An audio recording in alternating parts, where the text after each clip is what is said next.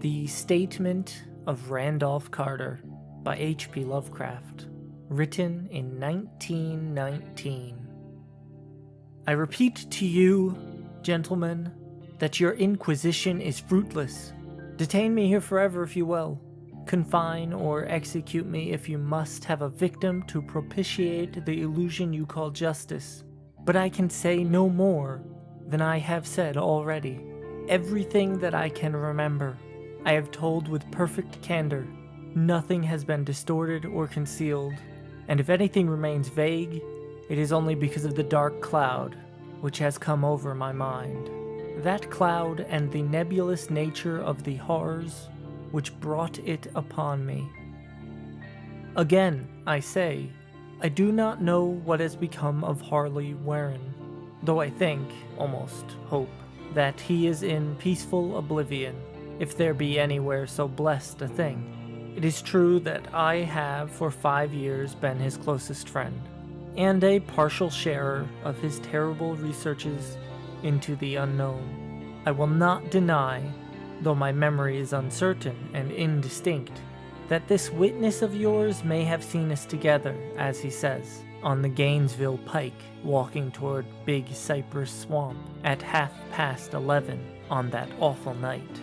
That we bore electric lanterns, spades, and a curious coil of wire with attached instruments, I will even affirm, for these things all played a part in the single hideous scene which remains burned into my shaken recollection. But of what followed, and of the reason I was found alone and dazed on the edge of the swamp next morning, I must insist I know nothing save what I have told you over and over again. You say to me that there is nothing in the swamp, or near it, which could form the setting of that frightful episode. I reply that I know nothing beyond what I saw. Vision or nightmare it may have been. Vision or nightmare, I fervently hope it was. Yet it is still all that my mind retains of what took place in those shocking hours after we left the sight of men, and why Harvey Warren did not return, he or his shade, or some nameless thing I cannot describe, alone can tell. As I have said before, the weird studies of Harvey Warren were well known to me, and to some extent shared by me. Of his vast collection of strange rare books on forbidden subjects, I have read all that are written in languages of which I am master, but these are few as compared to those in languages I cannot understand. Most, I believe, are in Arabic, and the fiend-inspired book which brought on the end, the book which he carried in his pocket out of the world, was written in characters whose like I never saw elsewhere. Warren would never tell me just what was in that book. As to the nature of our studies, must I say again that I no longer retain full comprehension? It seems to me rather merciful that I do not, for they were terrible studies, which I pursued more through reluctant fascination than through actual inclination. Warren always dominated me, and sometimes I feared him. I remember how I shuddered at his facial expression on the night before the awful happening, when he talked so incessantly of his theory, why certain corpses never decay, but rest firm and fat in their tombs for thousands of years. But I do not fear him now, for I suspect he has known horrors beyond my ken. Now I fear for him. Once more I say that I have no clear idea of our object on that night. Certainly it had much to do with something in the book which Warren carried with him, that ancient book in undecipherable characters, which had come to him from India a month before. But I swear I do not know what it was that we expected to find. Your witness says he saw us at 11:30 on the Gainesville Pike, headed for Big Cypress Swamp. This is probably true, but I have no distinct memory of it. The picture seared into my soul is of one scene only, and the hour must have been long after midnight, for a waning crescent moon was high in the vaporous heavens. The place was an ancient cemetery, so ancient that I trembled at the manifold signs of immemorial years. It was in a deep, damp hollow, overgrown with rank grass, moss, and curious creeping weeds, and filled with a vague stench which my idle fantasy associated absurdly with rotting stone. On every hand were signs of neglect and decrepitude, and I seemed haunted by the notion that Warren and I were the first living creatures to invade a lethal silence of centuries.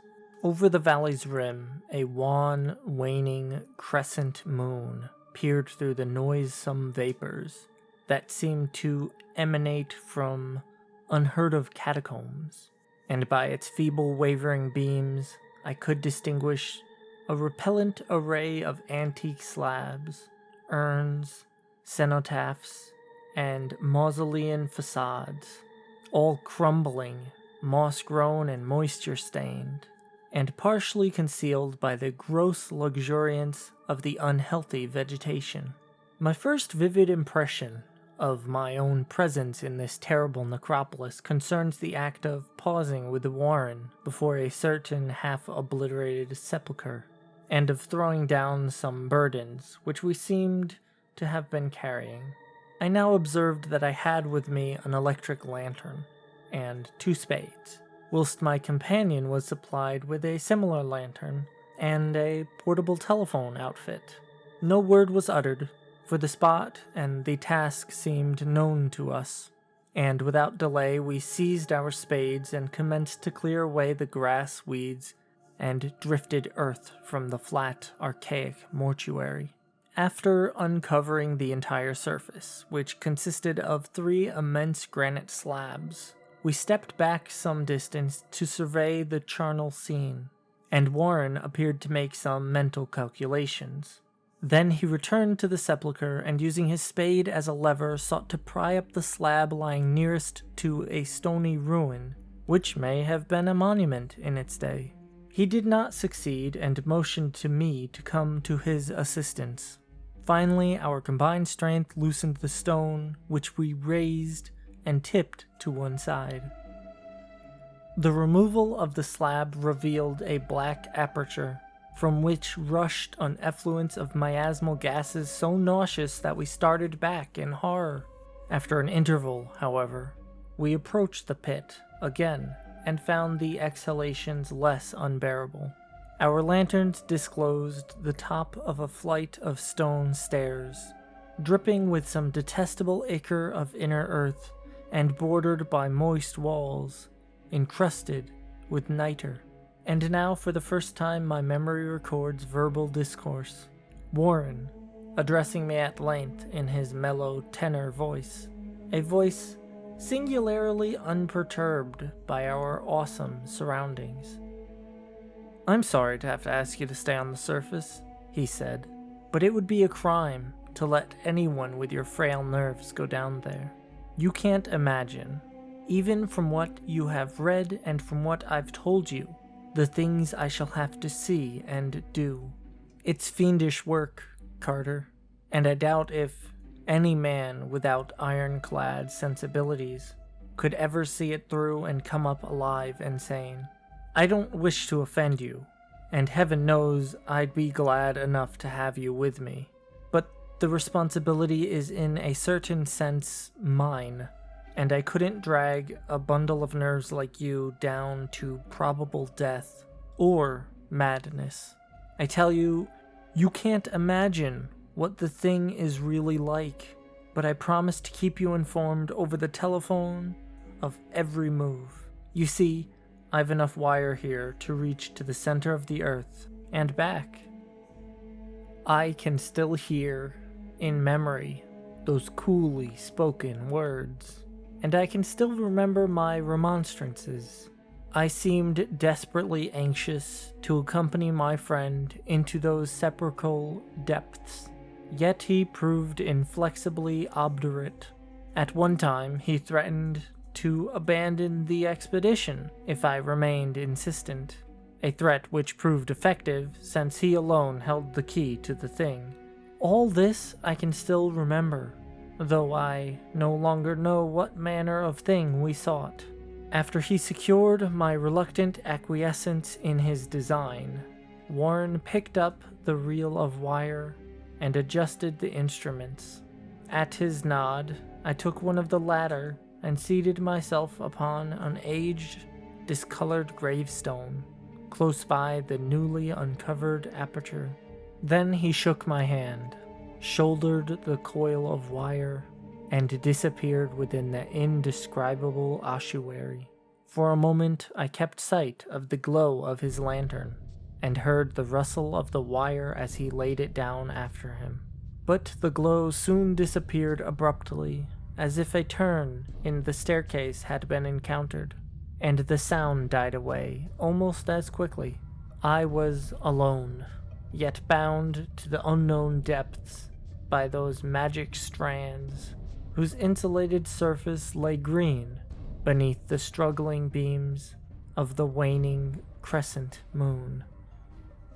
In the long silence of that hoary and deserted city of the dead, my mind conceived the most ghastly fantasies and illusions, and the grotesque shrines and monoliths seemed to assume a hideous personality, a half-sentience.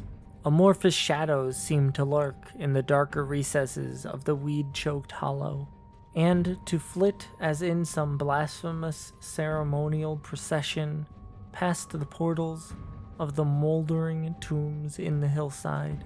Shadows which could not have been cast by that pallid peering crescent moon. I constantly consulted my watch by the light of my electric lantern, and listened with feverish anxiety at the receiver of the telephone, but for more than a quarter of an hour heard nothing. Then a faint clicking came from the instrument, and I called down to my friend in a tense voice.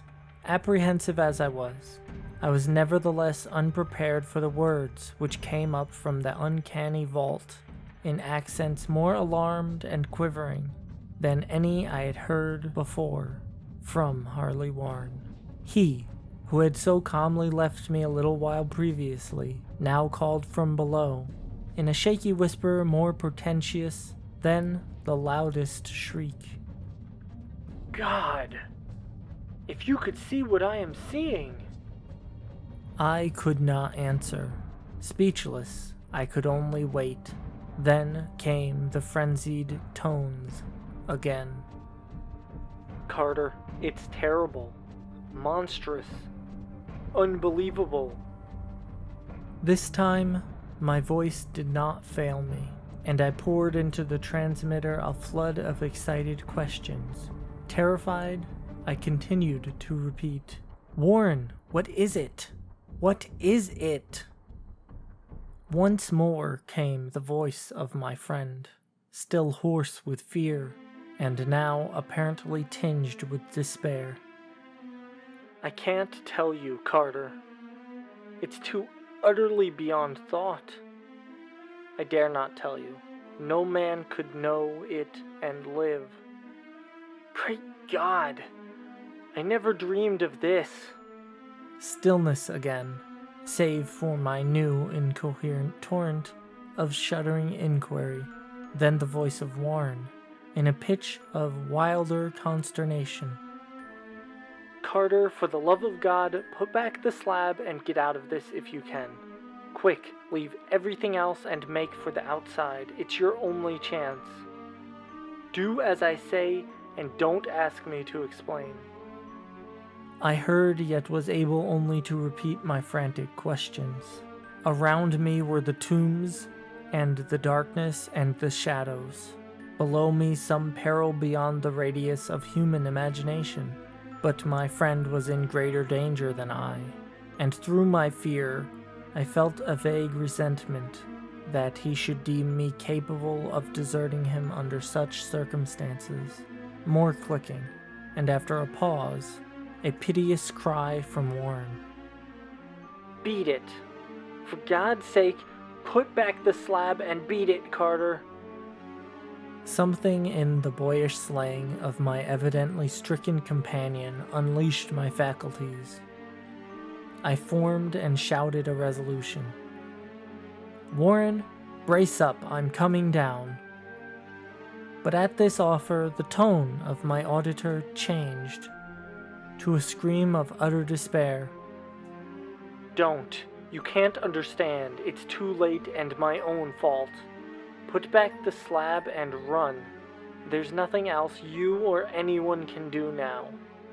The tone changed again, this time acquiring a softer quality as of hopeless resignation, yet it remained tense through anxiety for me. "Quick, before it's too late." I tried not to heed him, tried to break through the paralysis which held me, and to fulfill my vow to rush down to his aid. But his next whisper found me still held inert in the chains of stark horror. "Carter, hurry. It's no use. You must go. Better one than two. The slab." A pause, more clicking than the faint voice of Warren. "Nearly over now. Don't make it harder. Cover up those damned steps and run for your life. You're losing time. So long, Carter. Won't see you again."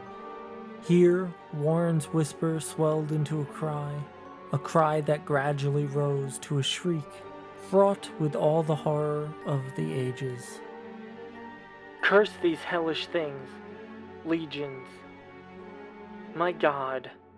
Beat it, beat it, beat it." After that was silence. I know not how many interminable eons I sat stupefied, whispering, muttering, calling, screaming into that telephone. Over and over again through those eons I whispered and muttered, called, shouted, and screamed. "Warren, Warren, answer me. Are you there?" And then there came to me the crowning horror of all, the unbelievable, unthinkable, almost unmentionable thing. I have said that eons seemed to elapse after Warren shrieked forth his last despairing warning, and that only my cries now broke the hideous silence.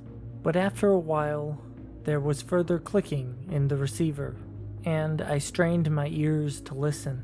Again I called down, "Warren, are you there?" And in answer heard the thing which has brought this cloud over my mind.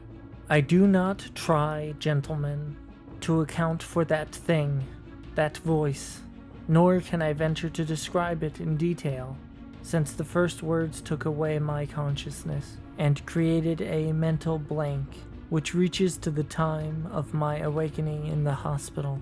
Shall I say that the voice was deep, hollow, gelatinous, remote, unearthly, inhuman, disembodied? What shall I say? It was the end of my experience, and is the end of my story. I heard it, and knew no more.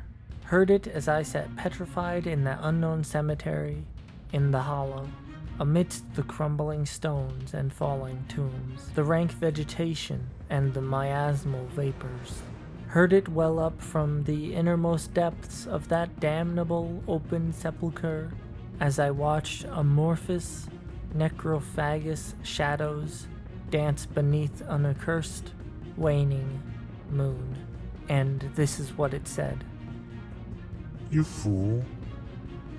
Warren is dead."